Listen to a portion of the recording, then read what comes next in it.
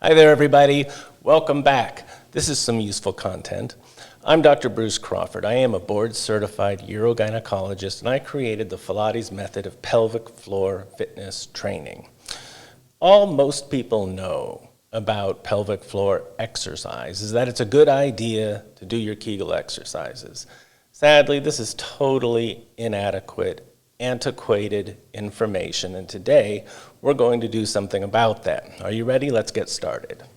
3 things you need to know to help you do a better job with pelvic floor fitness training. You see, bladder control is a fitness issue, so we're going to address that today, and by the end of this short video, watch it to the end, you're going to be able to do a much better job.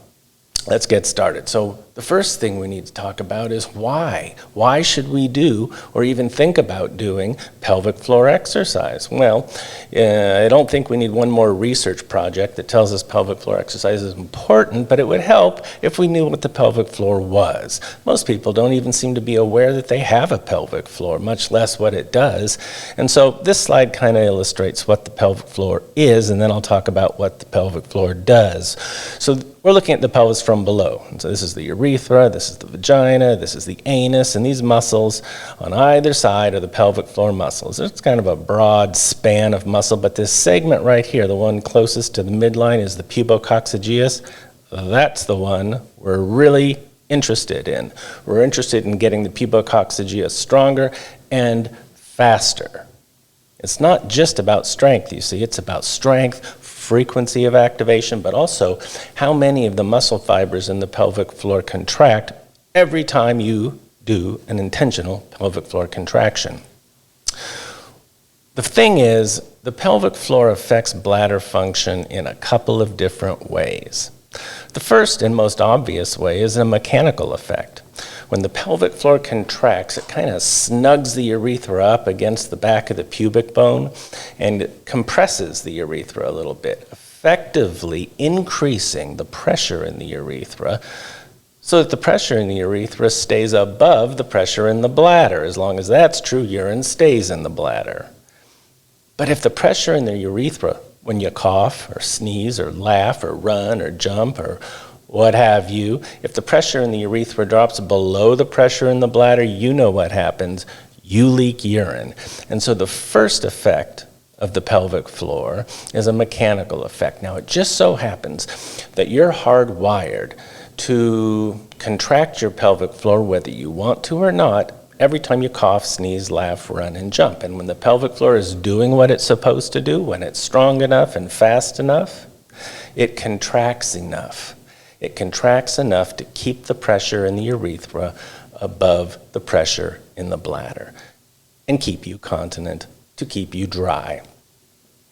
But if the pelvic floor is not strong enough or fast enough, you're going to have an experience that can be very distressing, and it can even make you give up the things you like to do, like running, for instance. Female runners are more bothered by incontinence than any other group of female athletes. And a lot of them say to themselves, well, I'm having a problem when I run, best I not run any longer. But that's exactly the opposite way to think about it. You see, the things that are causing you to leak are simply revealing an inadequacy, a deficiency in the performance of the pelvic floor. Those activities tend to automatically make the pelvic floor contract, and so they're a good thing to do, even if they cause you to leak, if you do them in a way that allows the pelvic floor to get stronger. And we're going to get to that when we talk about how we designed and created the Pilates method. The second thing that the pelvic floor does is something very few people understand. Very few doctors understand this, and it's a neurologic effect. You see, muscles contract when the nerves to the muscles send a signal from the spinal cord saying, contract. That's the way we move our biceps, that's the way we contract our quadriceps, and that's the way we contract the pelvic floor. But did you know every nerve that goes to a muscle is actually a two-way street? In one lane, you have a signal going from the spinal cord down to the muscle. But in the other lane, you have a signal that goes from the muscle back up to the spinal cord and the brain. And both lanes are critical for normal bladder function. You see, that sensory signal, the signal that goes back up the nerve to the spinal cord and the brain, has an effect on a second part of your nervous system called the autonomic nervous system. The autonomic nervous system is the part of your nervous system that you don't have to think about. It just regulates your internal organs. It determines your respiratory rate, your blood pressure, your gut activity, your heart rate, and guess what? Your bladder function too. And these two components of the nervous system, the components that allow you to move around at will and the components that regulate your internal organs, interact with each other. And the way they interact with each other is because the skeletal muscle nerves, like the pelvic floor nerves, send that sensory signal back up to the spinal cord every time that muscle contracts. And the effect of that sensory signal on the autonomic nerves, the nerves that regulate the bladder, is very positive. If you lose that signal, or if that signal is weak, or maybe it's just not happening often enough, the bladder gets dysregulated or poorly regulated. And that means you might have to pee more often than you want to, or get up too much at night, or sometimes not make it to the bathroom in time, right? We call that overactive bladder. An overactive bladder, like stress incontinence, which is the first type of incontinence we started talking about, both have to do with pelvic floor performance. Another word for performance is fitness. And so we really should think of these problems primarily as fitness issues, because there's a lot you can do with a simple fitness solution. So that's why we do pelvic floor exercise. But how about when should we do pelvic floor exercise? Now, generally, physicians, physical therapists have recommended that you do a certain number of pelvic floor contractions during the day, but I think it misses the point that you understand now that you know there's this regulatory signal that goes from the muscles of the pelvic floor back up to the spinal cord, and how it affects in a positive way bladder sensation and the tendency for the bladder to empty when you don't want it to. And so the message I have to give you is, and what we treat all of our clients when they take our P49 course on Pilates.com, is it's important to do pelvic floor exercise more than once a day.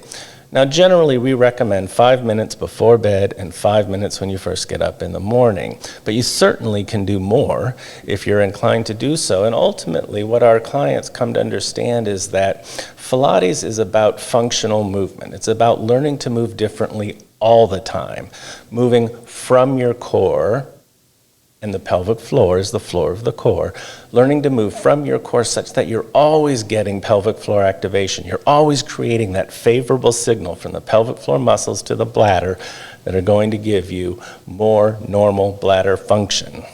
So now we know why pelvic floor exercise is important. We know when we should be doing pelvic floor exercise. But what about the technique? How should we do pelvic floor exercise? All of our research has gone into studying the effects of movement on the pelvic floor. It was very clear that the pelvic floor muscles respond to other muscles in the body, like we talked about when you cough, sneeze, laugh, run, or jump. And so our research studied the effect of a whole bunch of different kinds of movements. Movements from general fitness, yoga, Pilates.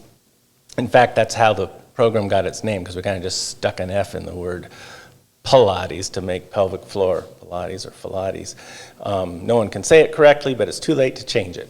But our research identified certain movements that automatically get the pelvic floor to contract. Now, this is the critical point. We selected 10 movements that preload the pelvic floor, get it partially contracted, such that when you hold the movement at that precise point in the movement, when you hold it there and then add a voluntary pelvic floor contraction, a Kegel exercise, combined with this thing called percussive breathing, which is this breathing technique we teach you, you can increase the strength of every pelvic floor contraction tremendously. You can increase it by 100%, 200%, sometimes 300% more than you would be able to achieve with just doing a Kegel exercise.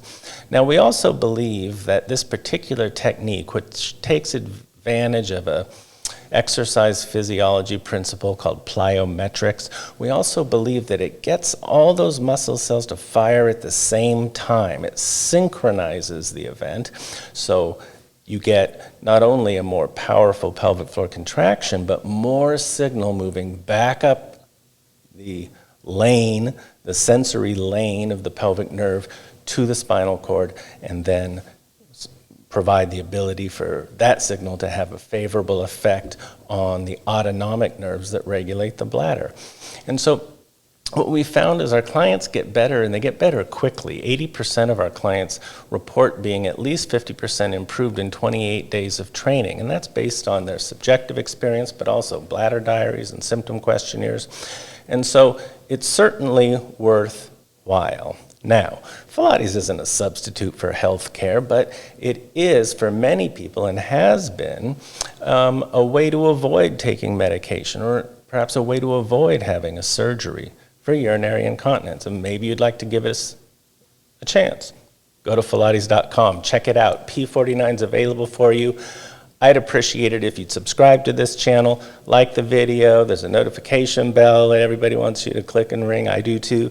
And if you have some comments, leave it in the comment section.